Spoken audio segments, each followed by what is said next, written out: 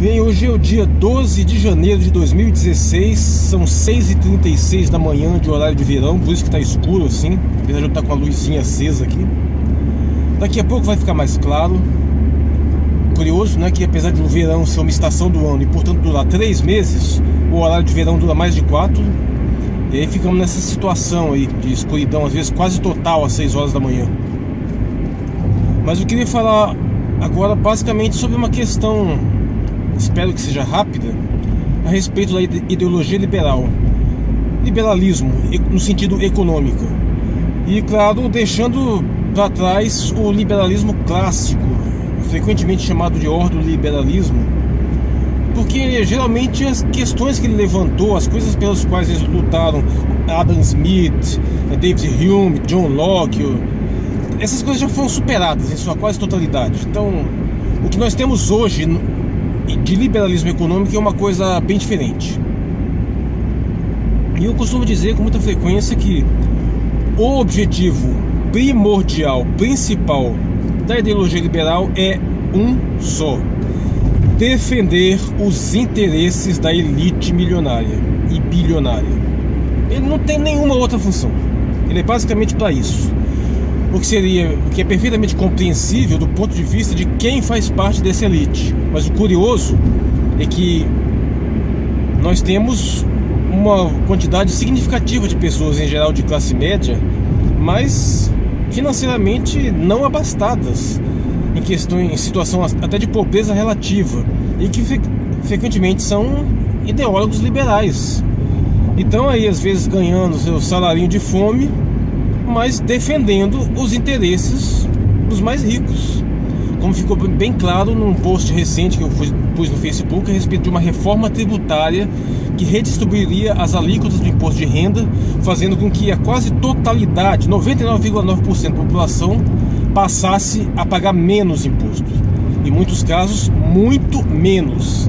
Mas que quem ganhasse acima de 27 mil reais passaria a pagar uma alíquota de 30%, e quem ganhasse acima de 100 mil reais passaria a pagar uma alíquota de 40%. Como eu esperava, de forma totalmente não surpreendente para mim, apareceram liberais para criticar a medida. Porque está cobrando mais impostos dos mais ricos. Isso num país famoso por ser um dos que menos cobra impostos das elites financeiras. De todas as grandes economias do mundo, se você colocar na ordem, na melhor das hipóteses, o Brasil tem 50º lugar no tanto que ele taxa os mais ricos. Todos os países desenvolvidos do mundo têm taxações muito maiores que a do Brasil, inclusive nas alíquotas do imposto de renda.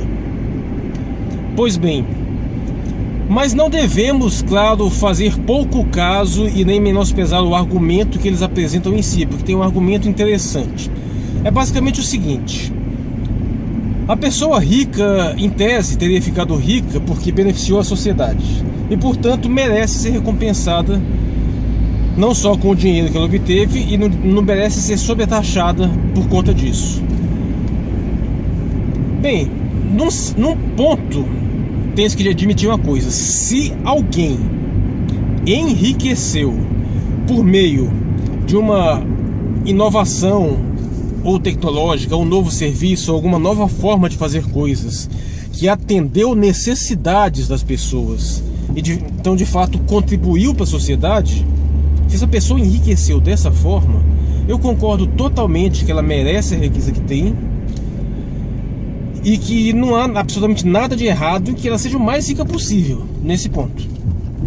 Não estou dizendo que ela não mereça ser taxada em termos de impostos, mas que ela merece o dinheiro que tem, merece. Acontece que isso se aplica com toda certeza a menos de 1% do universo daquilo que nós chamamos de ricos. Por quê? Porque a grande maioria, a maioria esmagadora, mais de 90%, sem sombra de dúvida, não enriqueceu por meio do trabalho coisa nenhuma. Eles herdaram suas fortunas. No máximo, se alguém fez alguma coisa no sentido de atender uma demanda social, de enriquecer por si próprio, foram os seus ancestrais. Eles apenas herdam essas fortunas. E é muito comum, você pode observar que muitas pessoas que detêm grandes meios de produção, donos de grandes empresas, que as herdaram, não são nem um pouco relevantes para a manutenção do funcionamento daquela empresa. Via de regra, essas empresas devem muito mais a sua expertise e a sua capacidade operacional às pessoas que trabalham nela, aos seus funcionários, os assalariados. Não só o desenvolvimento de novas tecnologias, mas até mesmo as estratégias de mercado. A contribuição dada por aquela pessoa que simplesmente herda um patrimônio desses, frequentemente é irrelevante, havendo exceções, claro. Basta observar que até mesmo os grandes CEOs, né, os grandes administradores, os altos executivos, Chief Executive Officer, né, em inglês, eles podem sair de qualquer classe social e frequentemente saem de classes mais baixas. Eles demonstram aptidões administrativas capazes de ter grande influência e grande importância na administração dessas empresas. Mas isso é diferente de você simplesmente herdar uma empresa, ter o controle acionário dela e simplesmente administrar essa fortuna, que é uma coisa relativamente simples. Uma coisa evidente, que quanto mais dinheiro você tem, mais fácil é ganhar mais. Certa vez o senhor Eike Batista estava se gabando de que o seu filho uma vez recebeu 100 mil reais e tanto tempo depois devolveu 1 milhão. E você sinceramente acha que existe alguma dificuldade para o filho do senhor Eike Batista, que na época era o homem mais rico do Brasil, se é que ele tem alguma dificuldade de conseguir bons negócios? Você acha que tem algum mérito fabuloso ter conseguido pegar aqueles 100 mil e ter multiplicado por 10 vezes num sistema onde, inclusive, basta você aplicar o dinheiro e deixar rendendo que ele já vai multiplicando sozinho? O que eu queria ver é você pegar e colocar ele numa situação de alguém que ganha salário mínimo e você der R$1.000 para ele, que ele devolver 10 mil. Aí eu quero ver. Mas muito bem. Portanto, é uma fração do universo das pessoas ricas, aquelas que de fato enriqueceram por si próprias, os famosos self-made men. E desses que enriqueceram por si próprios, é ainda menor também a fração daqueles que o fizeram efetivamente prestando um benefício útil para a sociedade, efetivamente apresentando uma solução nova, quer seja de ordem tecnológica, de ordem administrativa, de ordem comercial, que de fato beneficiou a maioria das pessoas. Nós temos muitas pessoas, sem contar aqueles que enriquecem de forma desonesta, não estou nem considerando esses, mas aqueles que simplesmente enriquecem explorando brechas no sistema. Falhas na estrutura administrativa das grandes empresas ou do Estado, e essas pessoas sabem explorar essas falhas e ganhar dinheiro em cima delas sem de fato solucioná-las, ou atendem demandas muito pontuais ou relevantes, reforçando e praticamente criando uma demanda artificial, às vezes de coisas completamente inúteis, ou às vezes até coisas prejudiciais à sociedade. Sem contar os especuladores financeiros, que esses praticamente não acrescentam absolutamente nada no trabalho. Simplesmente vivem de explorar as flutuações pouco previsíveis do mercado financeiro, do mercado de investimentos, que numa outra ocasião eu posso explicar, mas a relação das bolsas de valores dos mercados e com a efetiva produção de bens na sociedade é uma relação bastante controversa, para dizer o mínimo. Portanto, sim, eu concordo totalmente que uma pessoa que enriqueceu por ter prestado um serviço útil à sociedade, essa pessoa merece toda a fortuna que tiver. Mas esse não é o caso da maioria esmagadora daquilo que nós chamamos de ricos. E é isso que liberais fingem ou são extremamente estúpidos para não perceberem ao utilizar argumentos desse tipo, que tem outros parecidos também, como os ricos são a parte dinâmica da sociedade, são eles que fazem os investimentos, são eles que movem a economia, coisas desse tipo. É isso que eles insistem em fingir que não vê, fingir que não sabem, ou às vezes não sabem mesmo pela absoluta ignorância, coisa mais comum, para defender, para que uma molecada, aliás, observe isso, geralmente liberal é moleque, A mais rara que tem é você ver um desses ideólogos liberais, especialmente na internet aí, que seja uma pessoa de maturidade mais de 40 anos. Você tem os intelectuais já profissionais, o pessoal que escreve há muito tempo. Isso aí é outra coisa. Mas a rapaziada que está defendendo isso na internet, principalmente, é uma molecada. Muitos dos caras nunca nem trabalharam na vida. Para que uma molecada que às vezes não tem nem onde cair morto, fica aí defendendo interesses da elite bilionária. E curioso, é como se eles precisassem disso, como se essa elite empresarial, esses herdeiros de grandes fortunas já não tivesse todo um controle do sistema político, já não tivesse, formasse verdadeiros lobbies no Congresso financiando campanhas, como se eles precisassem de um bando de moleque na internet que tinha que estar cuidando da própria vida, como se eles precisassem dessa molecada para vir defender os interesses deles. Claro, precisar a longo prazo precisa, tem uma certa utilidade nisso, até mesmo porque são eles que financiam o discurso liberal. Para quem não sabe, até mesmo os grandes intelectuais liberais são muito bem pagos. Existem instituições fartamente financiadas pelos mais diversos doadores, pessoal que tem muito dinheiro, que acha interessante que essas ideias se espalhem na sociedade.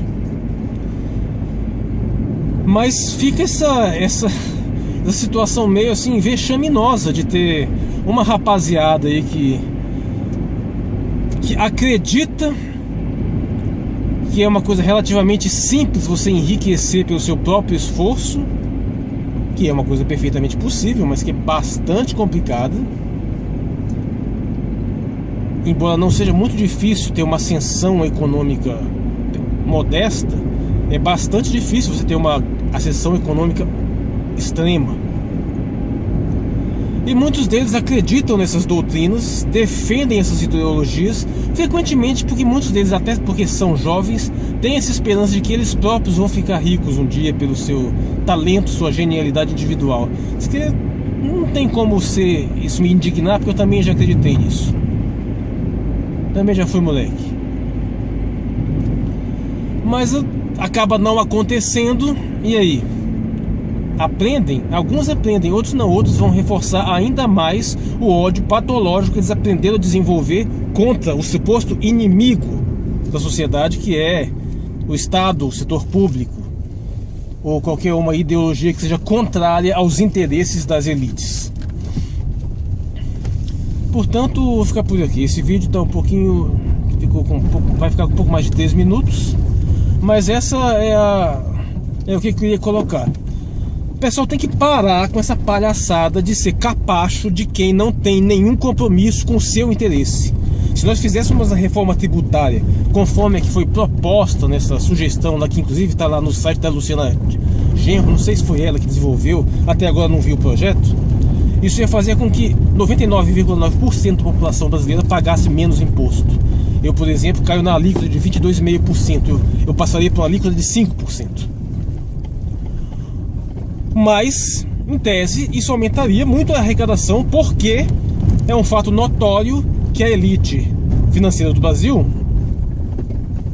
dizem que são 71 mil, 72 mil dos mais ricos, eles pagam um imposto irrisório, enquanto até o assalariado paga uma carga tributária violenta em cima dos bens e serviços que ele consome. É uma unanimidade que esse país precisa de uma reforma tributária. Todo mundo concorda com isso. Mas o que é curioso é que quando você vai falar com liberal, eles acham que essa reforma implica em cobrar menos dos mais ricos, justo no país que menos cobra dos mais ricos, e que isso é, por sinal, um dos motivos de porque a gente tem tantos problemas. Portanto, parem com essa palhaçada, não fiquem passando vergonha, vão cuidar dos interesses de vocês. Tô nem falando de cuidar do interesse de classe no sentido marxista, não. Mas você pode cuidar do seu interesse individual, mas não fique defendendo ideologia que é financiada por bilionário, entre outras coisas, para prevenir que se forme uma consciência na sociedade maior de como que eles exploram todo mundo, inclusive você. E para de fazer esse papel ridículo de defender esse pessoal, achando que com isso você vai promover um maior bem-estar social, até porque, para começar, todos os países mais desenvolvidos, que frequentemente são citados por liberais como grandes exemplos de liberdade econômica, são países que taxam os mais ricos muito mais que o Brasil. Eu sou o Marcos Valério XR, hoje é o dia 12 de janeiro de 2016, já são 10 para 7 da manhã, só agora você começa a me ver, né?